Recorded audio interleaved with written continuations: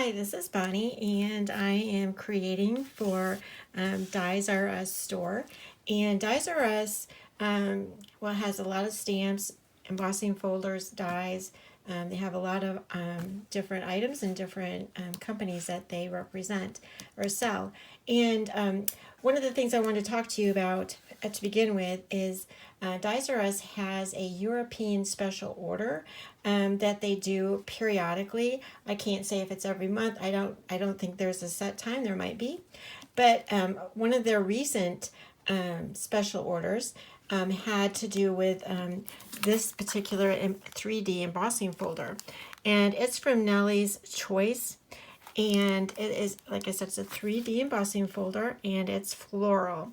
So I thought I'd go ahead and show you what I did with mine. And I thought maybe I could show you what how I went about doing it for this video. It's not going to be a completed card. It's just going to be finishing this off. Now, you do not need to cut it out. You can actually leave it on here, but the process that I used, I wanted to cut it out. So I'm going to go ahead and get started. I'll tell you one more thing that you need. If you want to make something similar to this, I used watercolors. And the ones that I have are from Prima. And I have the Tropicals. I have, this one's called the Decadent Pies, which I think this is, Decadent Pies are really pretty.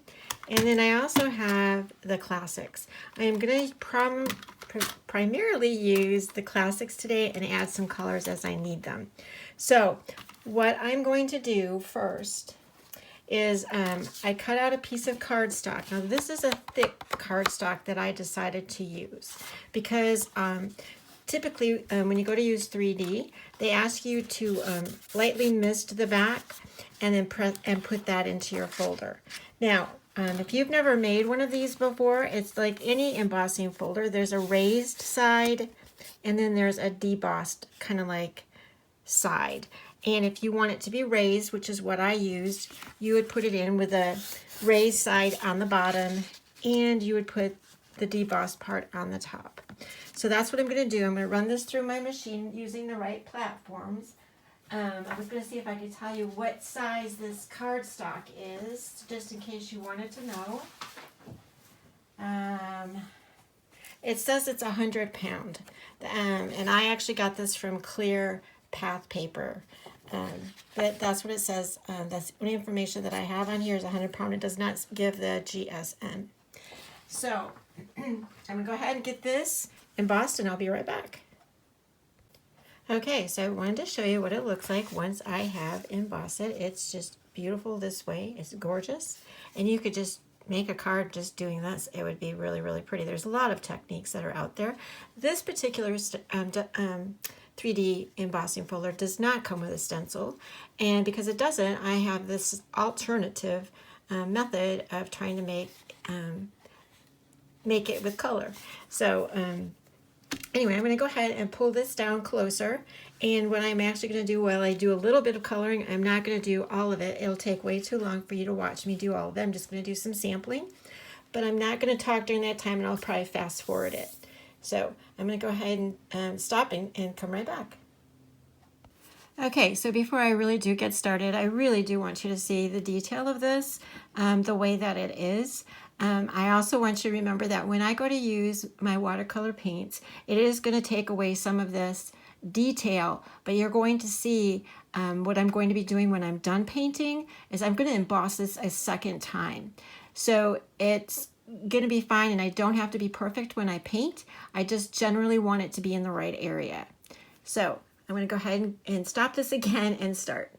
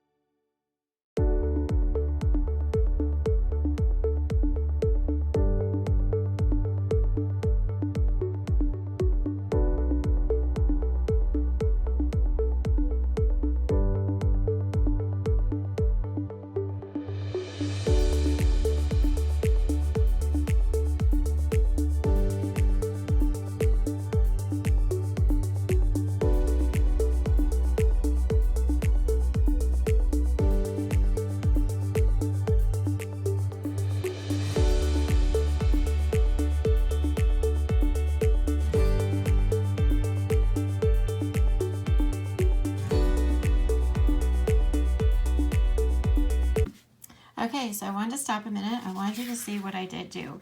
And if you look at this and you go, oh, you're out of the lines, and it's like, it just looks kind of terrible.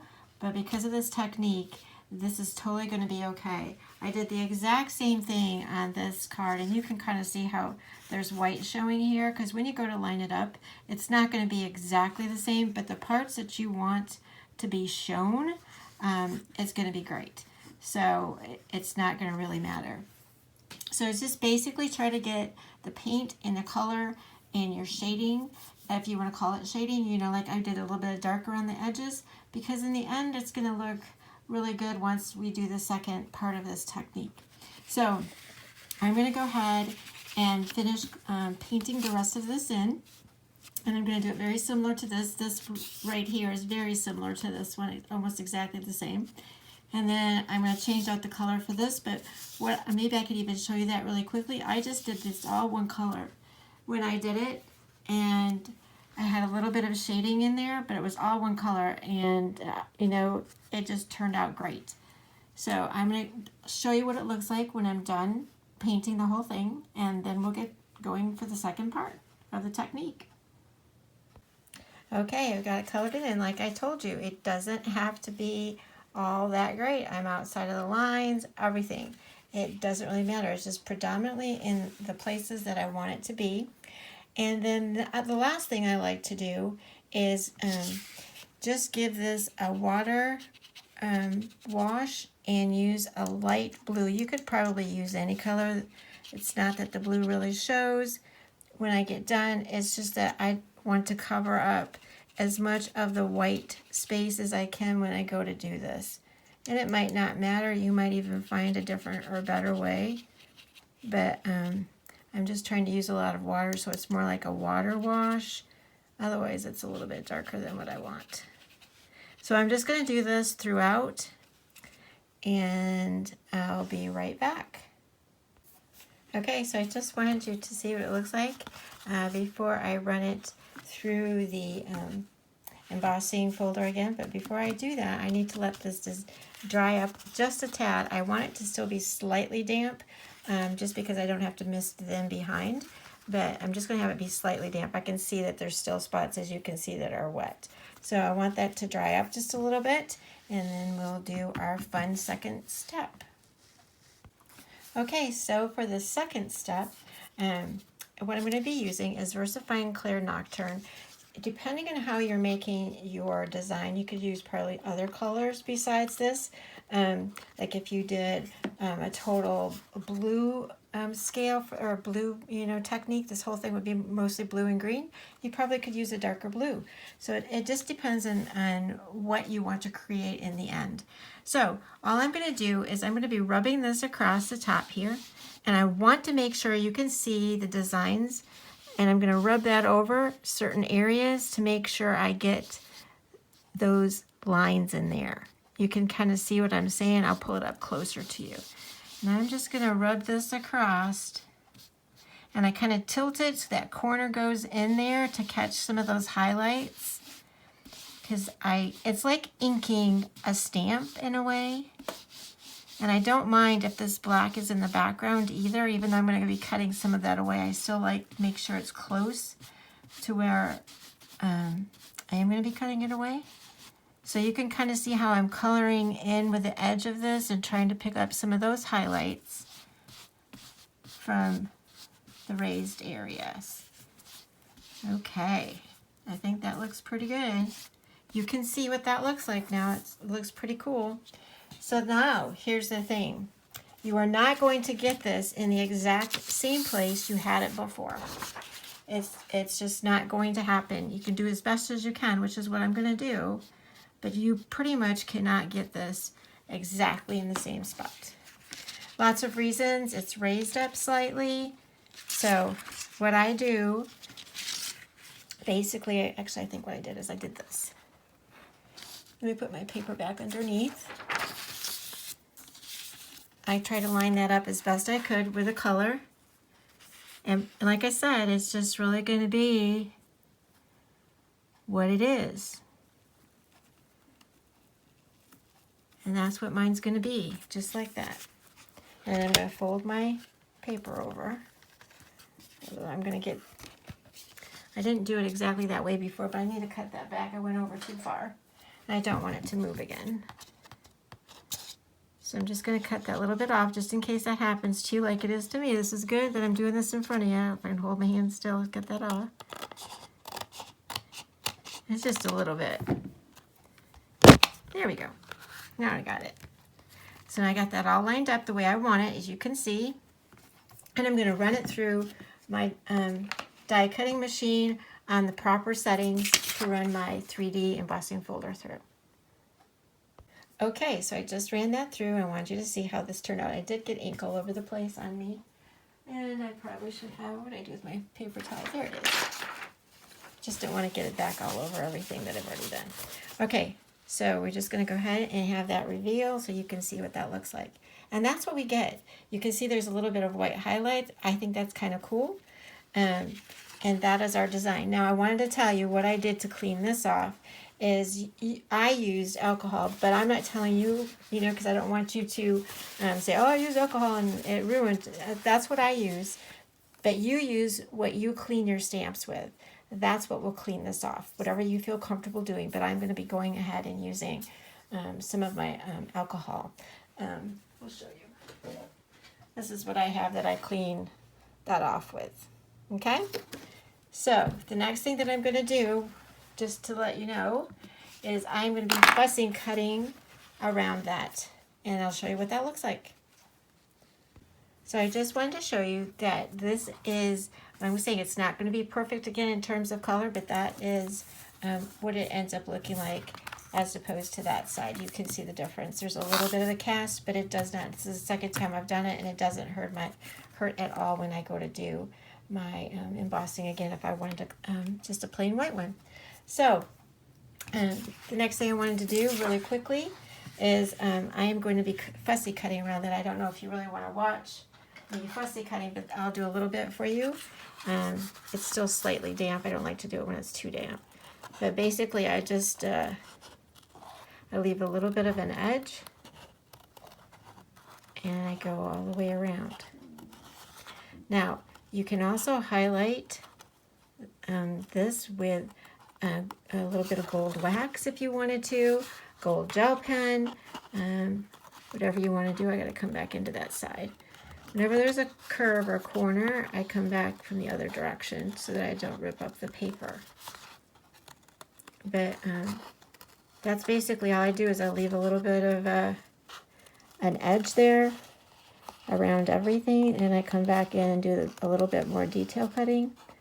And every time I do this, it's going to be different. Unless you know a way of painting so that it's exactly perfect and you can line it up perfectly every time, it will be different every time. And like I said, I didn't have to do black in the background. It could have been a blue. It would have then been whatever would have been the imprint, though, if you did that. Or, I don't know. I'm sure there's other ways, other techniques, which I would be fabulous to see how other people do things. But and this might not be a brand new technique. It was just a way that I was able to color up this beautiful 3D embossing folder without having a stencil and without having, the perfect paint job without doing this. So it was just an idea I thought I'd share. The background too, all this black will be different too, depending on how you rub your ink pad across. Now, true, it uses up just a little bit of ink too doing this, but I think the end result is really pretty. No matter what you do, you end up using your supplies, unless you leave it plain. So I'll do more to it than that. Like I said, I'll come back in here and cut out that little space, obviously across the bottom. But that's how I cut mine out. And then I'll turn it into a card. So that's not finished, but just to give you an idea. So I hope you enjoyed that. And again, I want to remind you, the 3D embossing folders that come from from DiesRUs when they do their European special order are great. The price on this was really great too to do this and make a beautiful card. This happened to be like, I don't know what they call this. They say 3D embossing folder, and they have the size in millimeters, and I don't know exactly what that is. Let me measure, just because I think you probably would like to know what size card. But you can cut this down. It does not need to be this big. You really could just cut it in half and have a smaller card. So this happens to be 8. So I would say this is like a slimline card. So, but that works really great. It'd be really pretty background. So there you go. This one you can see how I did more of the cutting, more of the detailed cutting. And you can see completely two different, similar but different designs depending on what colors you decide to do. So I just want to thank you for stopping by, and for you to know when the special orders and DiesRUs will be available. You can subscribe to their newsletter and on their website, or you can stop by the Facebook group. That it's a page, business page. It's called DiesRUs, and try to make sure that we have that information up on the page so that you can tell at that time. So again, thank you so much for stopping by. I hope you enjoyed that.